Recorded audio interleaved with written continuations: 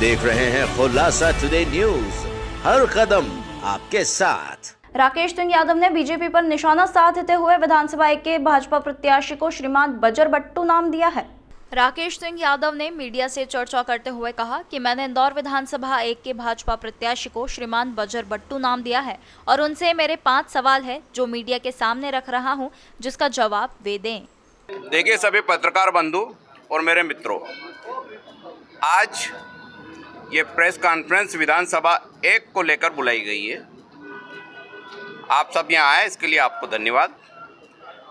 2 session में ये press conference के डिटेल में आपको बता रहा हूँ। पहला वो बातें जो भाजपा के उम्मीदवार ने जिस दिन से टिकट घोषित हुआ है उसके बाद आज तक पब्लिक डोमेन में बोली है।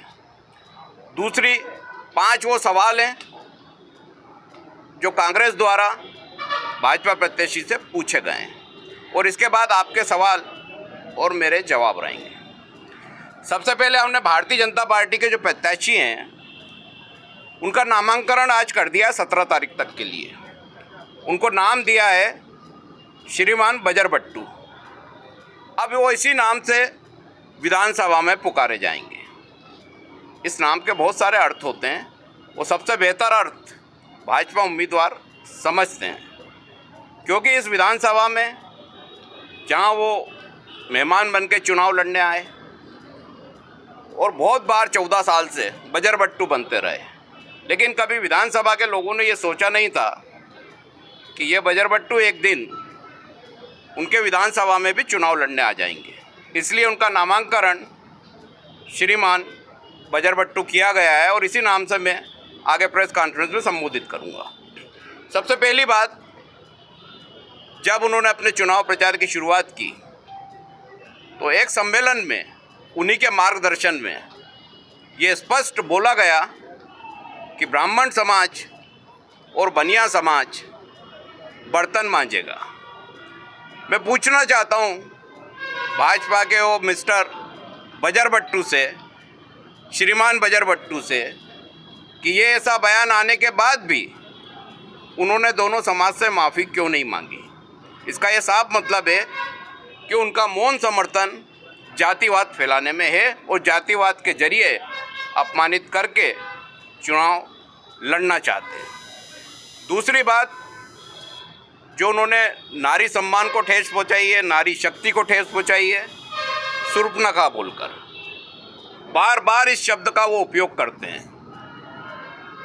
कभी महिलाओं को अपमानित करते हैं, कभी हमारी बेटियों को अपमानित करते हैं, कभी बहनों को अपमानित करते हैं। क्या वो इस शब्द के लिए पूरे प्रदेश की जनता से, इस विधानसभा की जनता से माफ़ी मांगेंगे, महिलाओं से माफ़ी मांगेंगे, या अपने शब्द पे कायम रहेंगे? और अगर अपने शब्द पे कायम रहते हैं तो इस क्षेत्र की बहन बेटियां 17 तारीख को इसका जवाब देंगी और 3 दिसंबर को शूर्पणखा का मतलब क्या होता है इस विधानसभा में हार के बाद वो समझ जाएंगे। तो अब उनको ये स्पष्ट करना चाहिए कि उनको माफ़ी मांगना है या नहीं मांगना है। इस पर अपना मत मीडिया के समक्ष और जनता के समक्ष स्पष्ट करना चाहिए। इंदौर में आग लगाने का दावा करने वाले विधानसभा 1 में क्या आग लगाने आए हैं, ये भी स्पष्ट करना चाहिए।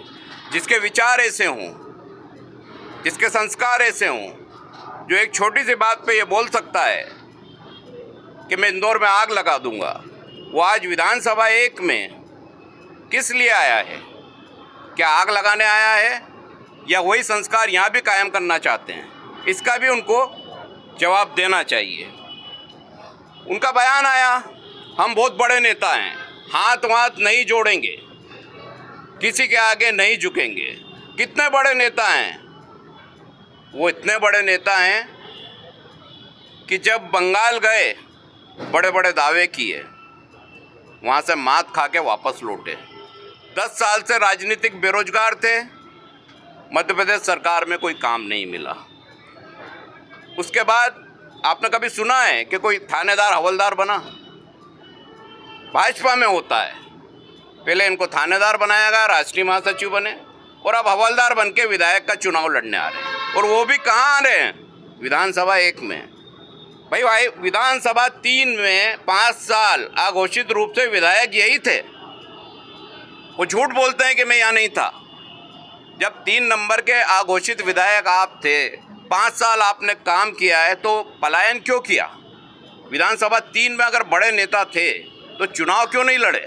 और अगर इतने ही बड़े नेता थे तो भारतीय जनता पार्टी ने प्रदेश अध्यक्ष आज तक क्यों नहीं बनाया? भारतीय जनता पार्टी ने केंद्रीय मंत्री आज तक क्यों नहीं बनाया? भारतीय जनता पार्टी ने लोकसभा का टिकट आज तक क्यों नहीं दिया? भारतीय जनता पार्टी ने राज्यसभा सदस्य आज तक क्यों नहीं बुलाया? आज तक उनको यहाँ की सरकार में मंत्री तक नहीं लिया गया।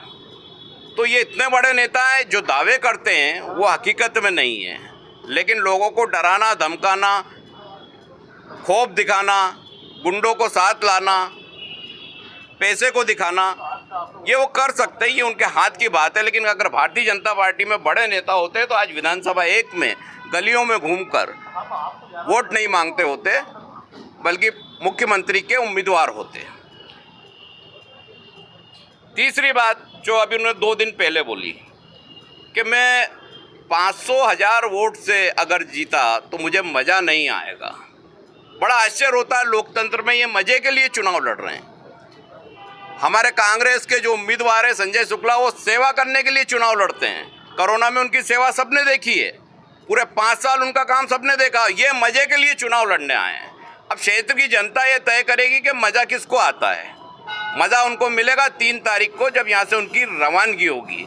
तो ये उन सवालों के जवाब हैं जो उन्होंने बार बार उठाए। और एक बहुत बड़ी बात, ये आपने देखा होगा उंगली हिलाते हुए उनको, बहुत नशा चल रहा है ब्राउन शुगर का, पुड़िया बहुत बिक रही है। मैंने बोल दिया है प्रशासन को, कैलाश विजयवर्गीय के शब्द हैं कि मैं विधायक बन गया हूँ।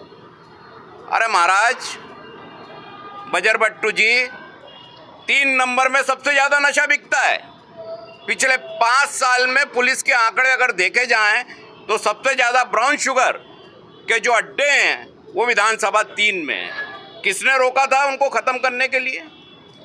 दूसरी बात, मुख्यमंत्री शिवराज सिंह चौहान है। अगर ब्राउन शुगर बिक रही है तो मुख्यमंत्री असफल मुख्यमंत्री है। गृह मंत्री किसी काम के नहीं है, बेकार हैं। सारा ज्ञान इन्हीं के पास है। यही तय कर लेंगे कि कहाँ ब्राउन शुगर बिक रही है, कहाँ मुख्यमंत्री काम नहीं कर रहे हैं, कहाँ गृह मंत्री के पास कानून व्यवस्था नहीं है। तो सब कुछ अगर इनके पास था और ये वहाँ के अघोषित विधायक थे तो 2 बजरबट्टुओं ने मिलकर वहाँ ब्राउन शुगर क्यों नहीं रोकी? किसने मना करा था? इसका ये मतलब है कि ये बयान का मतलब ये है कि जो ब्राउन शुगर का काम करते हैं उनसे चंदा लेना है, उनको धमकाना है। भैया सुन लो, धंधा 3 नंबर में करते थे, पैसे मिलते थे। अब 1 नंबर में धंधा करोगे तो पैसे दोगे तो ही धंधा कर पाओगे। खुले मन से उनको धमका के चुनाव में चंदा लेने की साजिश है, ये रणनीति है उसके पीछे। कोई मुद्दा ब्राउन शुगर का नहीं है, कोई नशे का नहीं है, क्योंकि सबसे बड़ा नशे का केंद्र विधानसभा 3 है, जहां वो खुद ही अघोषित विधायक रहे। जब 5 साल उन्होंने वहां काम नहीं करा तो क्या अधिकार है कि आज वो 1 नंबर में आके ऐसी झूठी बातें कर रहे हैं, झूठ का पर्वत खड़ा कर रहे हैं? तो ये उनके एक सवाल का जवाब है। अब उनसे 5 सवाल हैं। लोगों को बता रहे हैं कि विधानसभा 1 में स्विमिंग पूल बनाएंगे। मेरा सवाल है, विधानसभा 3 में कोई स्विमिंग पूल बनाया 5 साल में? बताएं तो 1 नंबर वाले वहाँ भी तैरने चले जाएंगे। कोई स्विमिंग पूल नहीं है। जब 5 साल विधायक आपके घर में आपका बेटा था, जब आप स्विमिंग पूल बना नहीं पाए और अब यहाँ के फिर झूठ बोल रहे हैं स्विमिंग पूल बनाएंगे। दूसरी बात बोल रहे हैं लाइब्रेरी बनाएंगे। कौन सी लाइब्रेरी आपने विधानसभा 3 में बनाई है? एक आध बनाई 5 साल में? कुछ भी नहीं। तो फिर यहाँ कैसे बनाएंगे? जब वहाँ 5 साल मौका दिया जनता ने, वहाँ नहीं बना पाए तो 1 नंबर में जहाँ आपका लेना देना नहीं, जहाँ के आप मतदाता नहीं, जहाँ के आप रहवासी नहीं, जहाँ के आप विधायक नहीं, वहाँ आपकी बात पे यकीन क्यों करेंगे? क्योंकि आप ये झूठ तो 3 नंबर में भी बोल चुके थे। और अगर आपने ईमानदारी से 3 नंबर में काम करा होता तो वहाँ से भागना नहीं पड़ता आपको, 1 नंबर में दौड़ नहीं लगाना पड़ती। आप अपने बेटे पे यकीन नहीं करते हैं, उसके काम पे यकीन नहीं करते हैं, इसलिए डर के वहाँ से भागे और अब एक नई कहानी है सुनाने लग गए। तीसरी बात वो बोल रहे हैं खेल का मैदान बनाएंगे। अब ये इतनी हास्यास्पद बात है कि ये IDCA के चेयरमैन हैं, क्रिकेट एसोसिएशन के। आपको आश्चर्य होगा कि आईडीसीए के पास कोई खेल का मैदान ही नहीं है इंदौर में पिछले 10 साल से। जब इनके आईडीसीए के चेयरमैन होके खेल का मैदान नहीं है, 3 नंबर में कोई खेल का मैदान नहीं बनाया, अब 1 नंबर में खेल का मैदान कहाँ से बनाएंगे? तो ये भी उनका झूठा वादा है। इस तरीके से जनता में भ्रम फैला रहे हैं, धोखा दे रहे हैं। एक एक बात, एक एक सवाल का अगर वो जवाब दे दें पब्लिक डोमेन में तो हम तो बहस को भी तैयार हैं, लेकिन घमंड और अहंकार इतना है कि उसके आगे किसी को ठहरने नहीं दे रहे हैं। भारतीय जनता पार्टी के लोगों को तो अपमानित कर ही रहे हैं, पार्षदों को तो बोल रहे हैं कि तुम पे भरोसा नहीं है, दूसरे लोगों को यहाँ ला के बिठा रखा है और दबंगता ये भर रहे हैं कि चुनाव जीत जाएंगे, इतने वोटों से हार के जाएंगे कि इनका इतिहास बन जाएगा। यहाँ चुनाव जीतना बहुत दूर की बात है, ये अपनी स्थिति ठीक कर लें, यही बहुत है। कोई भी मतदाता मैं नहीं समझता कि ऐसे व्यक्ति का साथ देगा जिसने सिर्फ भ्रम फैलाया और झूठ बोला है। 10 साल से जो रिटायरमेंट की ज़िंदगी जी रहा है, 10 साल से जो पब्लिक डोमेन में नहीं है, 10 साल से जो सेवा नहीं कर रहा है जनता की, वो आज आके झूठ बोल रहा है कि हम जनता की सेवा करेंगे। तो ये सारे तथ्य, ये सारी बातें आपके सामने हैं। अब इसके बाद आपके कोई सवाल हो तो वो ले सकते हैं। देखिए, सबसे बड़ी बात ये है, अगर तथ्य हैं कि आपने सिम जो आपने जीती तो उसमें काम करा था, वहाँ से भागे क्यों? इन चीज़ों का जवाब दीजिए। आप ये मत बूझिए कि पार्टी ने बोल दिया था तो ऐसा है वैसा है। आपने तो बहुत कोशिश करी कि 2 नंबर का टिकट मिल जाए, लेकिन आप वहाँ किसी को हिला नहीं पाए, तो आपको मजबूरी में यहाँ आना पड़ा और यहाँ से हार के ही जाना पड़ेगा। ये कि वो मैदान छोड़ के भागे 67 साल की उम्र में, खुद को वापस गली गली घूमना पड़ रहा है। इससे बड़ा दुखद क्या होगा किसी पिता के लिए? उसकी वजह पिता के कर्म है। बेटे को मैं नहीं बोलता क्योंकि बेटा तो बहुत सीधा साधा है और राजनीति नहीं समझता, लेकिन पिता तो समझते थे। शायद उनके पद चिन्हों पे नहीं चल पाया, इसलिए घर को वापस लौट गया। तो बोरिंग हुए हैं, अगर 2-5 बोरिंग में मशीन खराब हो गई तो भ्रम फैलाने से तो कुछ नहीं होगा। पानी मिल रहा है लोगों को, लोगों के लिए संजय शुक्ला उपलब्ध हैं। संजय शुक्ला और कैलाश विजयवर्गीय में तुलना की जाए तो आज भी संजय शुक्ला 100 गुना ऊपर हैं काम करने में, कैलाश विजयवर्गीय 100 गुना नीचे हैं, क्योंकि उनके पिछले 5 साल का रिकॉर्ड से ही तुलना की जाएगी। क्योंकि अब क्या आप कर रहे हैं और अगले 5 साल अगर आप यहाँ दावे कर रहे हैं कि हम ये करेंगे, तो वो क्यों यकीन किया जाए आप पे? अगर आप सही होते तो विधानसभा 3 से पलायन नहीं करते, ये उस बात का सबूत है। आरोप हैं, आप फोटोग्राफ ला के दे दीजिए, वहाँ गड्ढे हुए हैं और गड्ढा छोड़ दिया है और मशीन नहीं डली है, एक आध फोटोग्राफ तो आप ला दीजिए। ये तो भ्रम फैलाने की राजनीति भारतीय जनता पार्टी और आरएसएस की होती है, लेकिन अब वो यहाँ नहीं चलने वाली। 600 बोरिंग तो हम तो पब्लिक डोमेन में बता चुके हैं, हमारे घोषणा पत्र में लिखा हुआ है, जो जारी करा है वो तो किए हैं जी।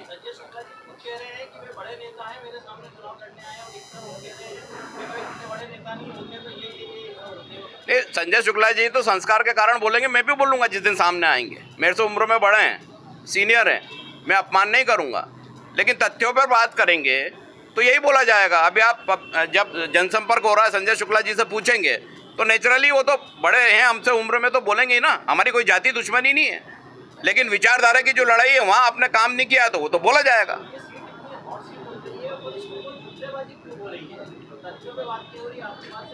जी देखिए, हमारी तरफ से कोई जुमलेबाजी नहीं हो रही है। एक भी जुमलेबाजी हो तो आप बताइए। उनकी तरफ से अभी मैंने एक वीडियो में नारा सुना, वो चल रहे थे, वो पीछे कार्यकर्ता नारे लगा रहे हैं, शेर आया शेर आया शेर आया। अरे भैया, ये तो इंसानों का चुनाव है, या शेर कैसा आ गया? और शेर आया तो फिर लोमड़ी, सियार, गीदड़ सब आएंगे 2 नंबर से। तो 1 नंबर कोई सर्कस नहीं है, यहाँ जानवरों को लाके सर्कस दिखाया जाए। ये इंसानों का चुनाव है, सभ्य लोगों का चुनाव है।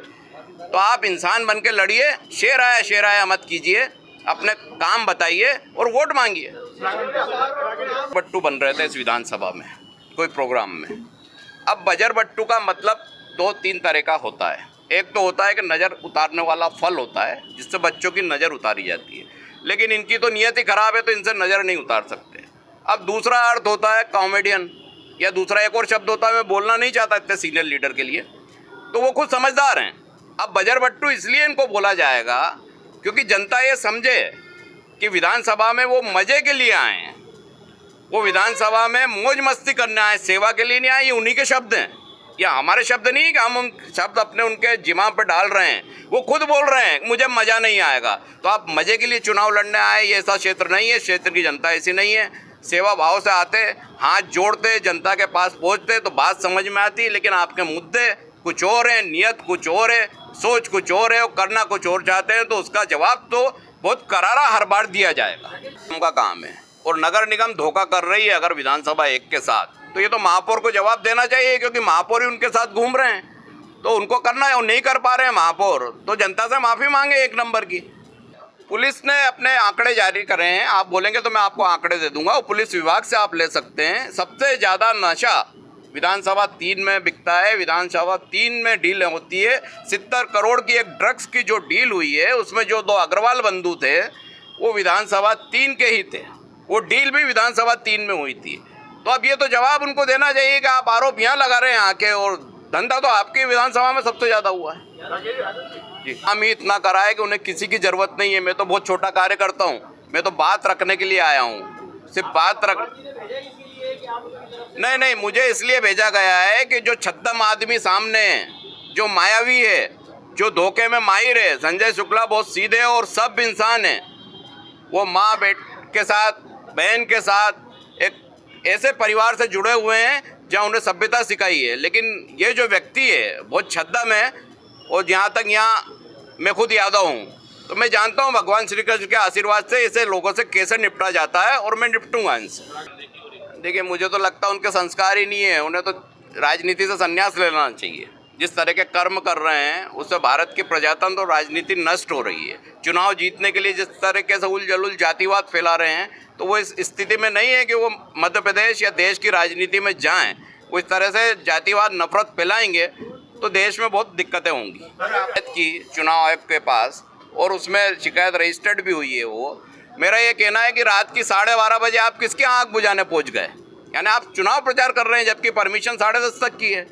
तो इस तरीके की हरकतें करना उनके लिए आम बात है। वो मऊ चुनाव में भी बहुत पहले ऐसा कर चुके हैं, खुद की गाड़ी तोड़वा चुके हैं, पत्थर फेंकवा चुके हैं, पश्चिम बंगाल में गाड़ी में फंसे हुए हैं, लेकिन मोबाइल नहीं छूट रहा, लाइव हो रहा है, मैं गाड़ी में गिर गया हूँ, मेरे पीछे गुंडे हैं, मेरी जान है, खराब जान जा सकती है। अरे जिसकी जान जा रही है वो मोबाइल से लाइव करेगा?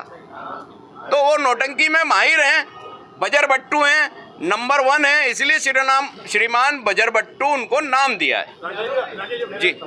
शराब का जो नियम है वो सभी लोगों से बात करके बनता है कि क्या पॉलिसी बनेगी। वो गवर्नमेंट के आने के बाद एक निर्णय तय होता है। सिर्फ शराब पे प्रतिबंध लगा देने से शराब रुक जाएगी ये भी नहीं होता है। उसके लिए एक सामाजिक स्तर पे भी हमें सारे मामलों को खड़ा करना पड़ता है। और निश्चित तौर पर कमलनाथ जी जब मुख्यमंत्री बनेंगे तो इन सारे मामलों को प्राथमिकता से रखकर उनको हल किया जाएगा, और हमारे माननीय विधायक संजय शुक्ला जी इस मामले को लेकर आगे तक जाएंगे। तो बजर बट्टू हो, बनो तो सही, और हम बनने भी नहीं देंगे।